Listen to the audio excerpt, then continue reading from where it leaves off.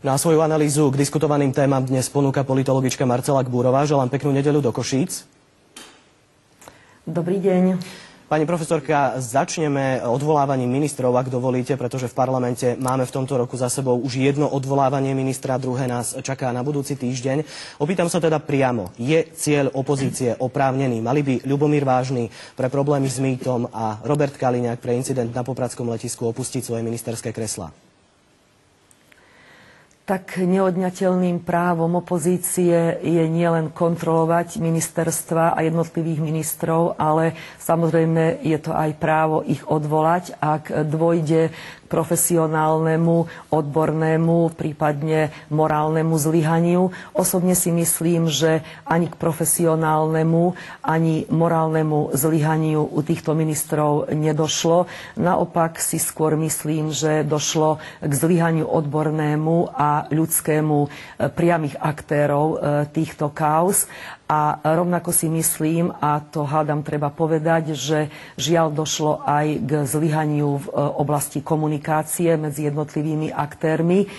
Čo je potrebné povedať v tejto súvislosti, možno je ešte ten fakt, že na Slovensku žiaľ nemáme na teraz tradíciu, ktorá by bola zameraná na posudzovanie toho, čo je ešte možné považovať za politickú zodpovednosť ministra a čo už za politickú zodpovednosť možné považovať nie je. V tomto smere má Slovenská republika v zmysle demokracie určite veľké deficity a je potrebné to napraviť, pretože potom sa akákoľvek kauza môže spojiť s odvolávaním akéhokoľvek ministra za akýkoľvek problém. Pani profesorka, poprosím vás o trošku stručnejšie odpovede, pretože času je málo. Ešte jedna otázka súvisiaca s práve týmito dvoma ministrami. Meno oboch ministrov, či už Roberta Kaliňáka alebo Ľubomíra Vážneho, sa v ostatných dňoch spomína aj v súvislosti s pozitívnymi témami. Nazvem to tak, spomeniem napríklad podpísanie zmluvy na ďalšie úseky diaľnic s ministrom dopravy, prípadne prvé podozrenie z terorizmu na Slovensku, čo spadá pod ministra vnútra. Pýtam sa, či je cieľom medializácie týchto tém v tomto období, tak povediac, ministrov za ich predošlé problémy očistiť? No, ja by som to určite takto nepovedala. Nemyslím, že za každú cenu teraz média buď očistia, alebo nejakým spôsobom budú haniť. Ja som osobne presvedčená, že obidvaja ministri určite podľa toho, čo sa stalo, prešli určitou sebareflexiou a ich ambíciou je určite profesionálne, ľudsky a odborne zvládnuť všetky problémy, ktoré ich čakajú ešte pred nasledujúcimi voľbami. To je úplne prirodzený zmysel ich práce.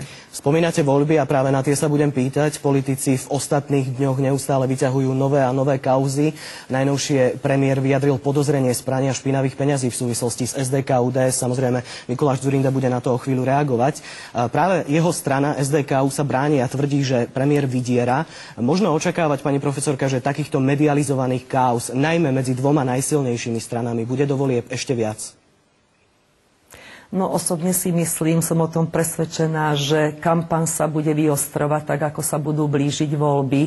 Nadobudne naozaj rozmery koalično-opozičné.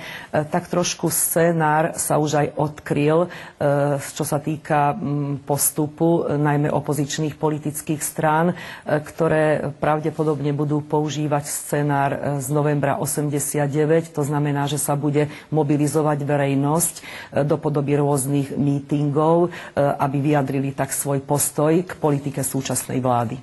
A ešte sa trošku bližšie pozrime práve na tú opozičnú spoluprácu, ktorú vy zmieňujete.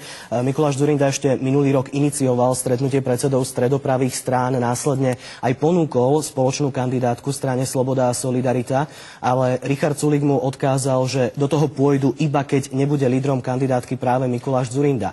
Vieme, že práve predseda SDK UDS patrí medzi najnedôveryhodnejších politikov na Slovensku. Mal by to byť podľa vás signál aj dovnútra strany, že je čas na výmenu lídra?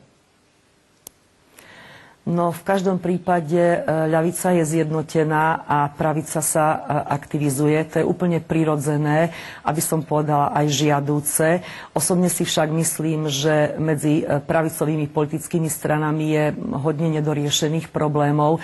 Navyše je tu aj istá negatívna skúsenosť z obdobia ich vládnutia, kedy došlo k rozpadu ich koalície tesne pred voľbami. Ďalej je tu, ako hovoríte, tak trošku animozita medzi jednotlivými jednotlivými lídrami pravicových politických strán a nechcem samozrejme sa nikoho dotknúť ani uraziť, ale pravicové politické strany nie celkom dôverujú v schopnosti Mikuláša Dzurindu postaviť sa ako lídra pre zjednotenú pravicovú politiku v nasledujúcich parlamentných voľbách. A ešte na záver pozícia ľudovej strany HZDS. Jej líder Vladimír Mečiar očakáva 10 a viac percentný výsledok v nadchádzajúcich voľbách, ale vieme, že niektoré prieskumy hovoria o tom, že táto strana by sa do parlamentu ani nemusela dostať. HZDS si však napriek tomu trúfa opäť byť vo vláde, dokonca Vladimír Mečiar tvrdí, že najlepšia koalícia pre Slovensku by bola Smer a HZDS. Aký potenciál teda dávate ľudovej strane vy?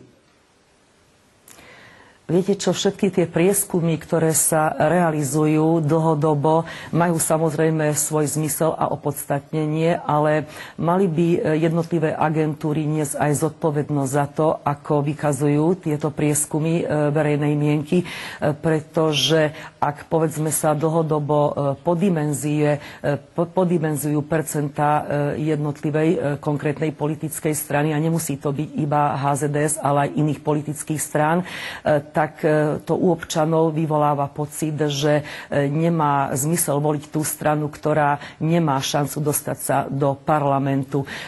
Je lepšie, ako hovoria teoretici, byť na strane víťazov ako porazených. Ja si však osobne myslím, že Hnutie za demokratické Slovensko má viac ako 5% preferencií a dokonca som presvedčená o tom, že sa dostane do parlamentu po nasledujúcich parlamentných voľbách.